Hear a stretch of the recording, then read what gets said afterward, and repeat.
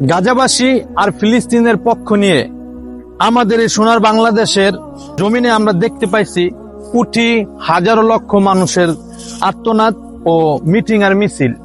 কিন্তু আমরা কয়েকদিন গত হওয়ার পর দেখতে পাচ্ছি গাজা ও ফিলিস্তিনের ভাই ও বোনের মৃত্যু বেড়ে গেছে বা তাদের কষ্ট আরো বেড়ে গেছে। ইসরায়েল কিন্তু তাদেরকে হত্যা করা থেকে থামে নাই, বা ইসরায়েল কিন্তু ফিলিস্তিনদেরকে ধ্বংস করে দিয়ে যাচ্ছে। আমি বিবেকহীন মানুষদের কাছে বলে দিয়ে যেতে চাই, আপনারা আপনাদের বিবেককে প্রশ্ন করবেন, বাংলাদেশে যে মিটিং মিছিল করে গণতন্ত্র সিস্টেমে আন্দোলন করে কি লাভ হলো আমাদের এই কলিজার টুকরা ফিলিস্তিন আর গাজাবাসী ভাই বোনের জন্য?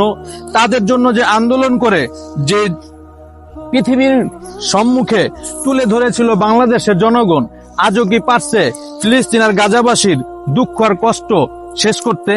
পারে নাই। আসলে কি ভাই জানেন, গাজাবাসী আর ফিলিস্তিনদেরকে নিয়ে যারা এই মুখে যত আন্দোলন করুক না কেন, আসবে না তা কোনো কাজে। যদি কাজে আসতে হয় তাহলে লাগবে যুদ্ধের বদলে যুদ্ধ, রক্তের বদলে রক্ত, মায়ের বদলে মায়ের। এছাড়া বিকল্প কোনো পথ নেই এই দুনিয়ার বুকে। আসলে কি সবাই তো হাসি আর ঠাট্টা নিয়ে ব্যস্ত থাকে সব সময়।